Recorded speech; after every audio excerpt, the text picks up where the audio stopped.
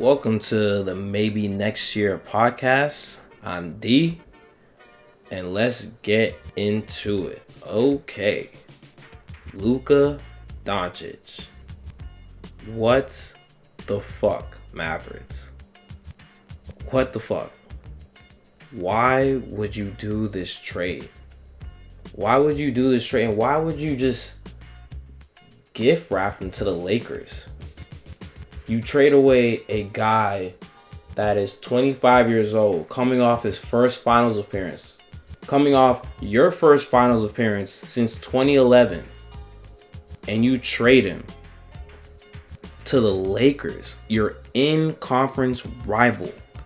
Your in-conference rival of probably a team you're probably going to have to face when you guys maybe get back to the finals. You're probably going to have to face him. Probably going to have to go through this guy. I mean, I'm no Luka Doncic fan, but I'm not stupid. I'm not dumb. This is just a dumb trade. This is just idiotic.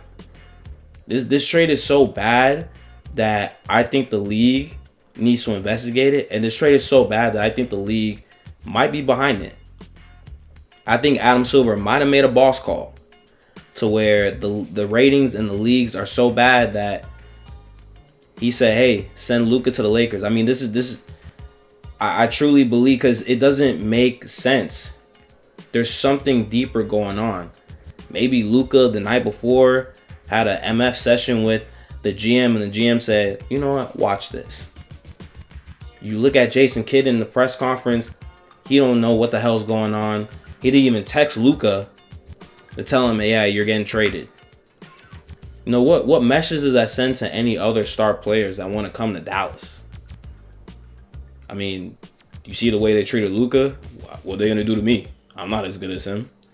You know, that just doesn't make sense. You got a GM, the same GM, mind you, that fucked up the Nike deal for Steph Curry. Steph might have signed with Nike, but he goes to the presentation. They got Kevin Durant on the PowerPoint. They kept calling him Stephon. They kept calling him Seth. Steph felt so disrespected. He said, you know what, let me go start my own brand in Under Armour. You know, this is that same guy. And it's not like he's made totally bad moves. He traded for Kyrie Irving, got Gafford, got PJ Washington. Good moves that got him to the finals last year. And now you do this? I like Anthony Davis. Anthony Davis is a monster defensively. I'm going to see how Dallas does with him. But you just don't do this. You just figure it out. If his conditioning is that bad, you figure it out. If he doesn't play defense, you figure it out. You got one of them ones, and you got him in the draft. You didn't have to trade for him. You got him in the draft. You got him organically. He was about to sign the Supermax. He gave no indication that he was going anywhere. He was probably going to sign with y'all. He's probably going to retire with y'all. He's probably going to be the next great Maverick. Probably going to get a statue outside of American Airlines. That was probably going to be his career. Probably going to end his career with the Dallas Mavericks. And now you give him to the Lakers. And why was the Lakers the only team you contacted? You got Zion, who's very disgruntled in New Orleans. You got Brandon Ingram, who's probably on his way out in New Orleans. You got Zach LaVine, who just got traded last night. That was disgruntled in Chicago. You got De'Aaron Fox, who requested a trade. There were so many other players you could have got. There's so many other talent you could have got. You got pennies on the dollar.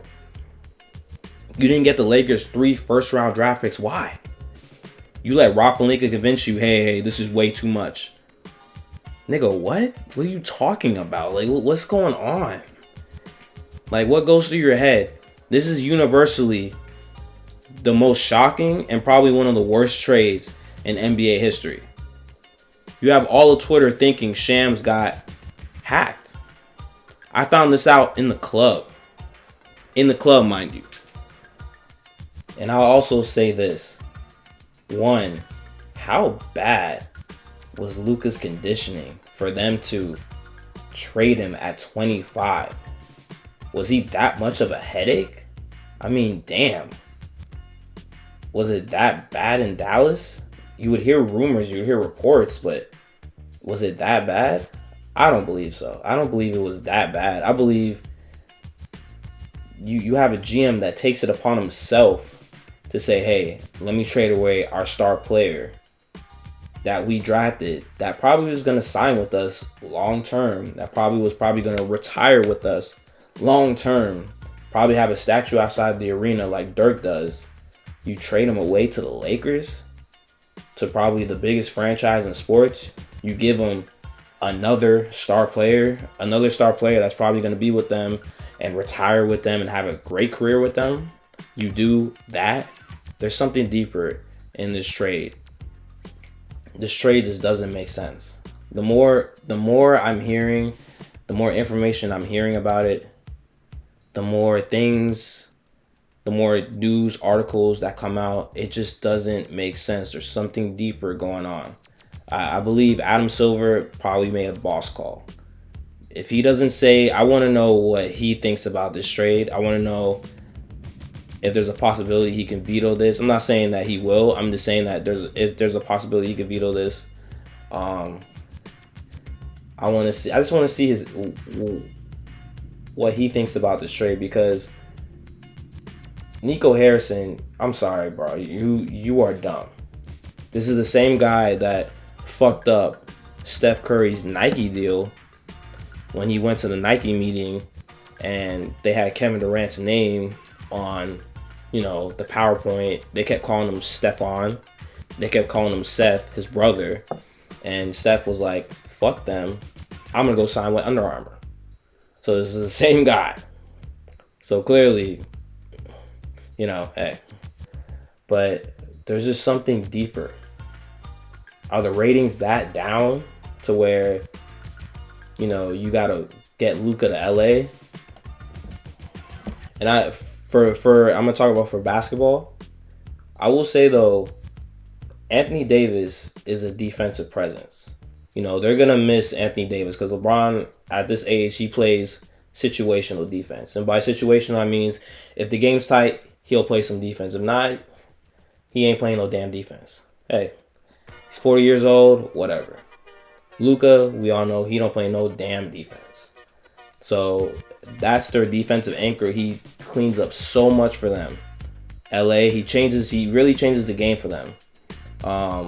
Anthony Davis, he really changes the game for them with LA, because his presence around the rim, you got to really think about it, because he's swatting everything.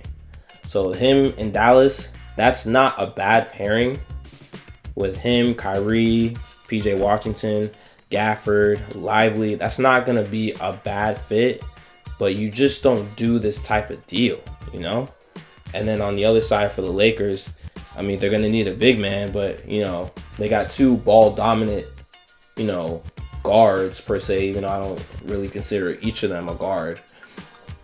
They have guard skills, but I don't really consider each of them a guard. But I mean, it's going to be very interesting to see how they fit. Obviously, this is a move for the future, not right now. And they didn't really give up that much, so they're probably going to retool the roster. But I've been hearing, hey, this is a move with signaling to LeBron, hey, this ain't all about you anymore now. We got one. We're not on your timeline now. And I would love to see how LeBron feels about this. I wonder if he's going to be at the press conference about this, So that's going to be very interesting to see how they fit and how's their pairing. And who knows, maybe LeBron's next. I've been telling my aunt, I think LeBron should just go to the Warriors. They should just trade LeBron to the Warriors. They should just clean house, just clean house and build around Luka. So this is going to be very interesting. I don't know how this got done. I don't know why this got done. But the Lakers have Luka Doncic. The Lakers are built for the future now. And it's like, why? But that's all. Like, comment, subscribe, and do all that shit. I'm out.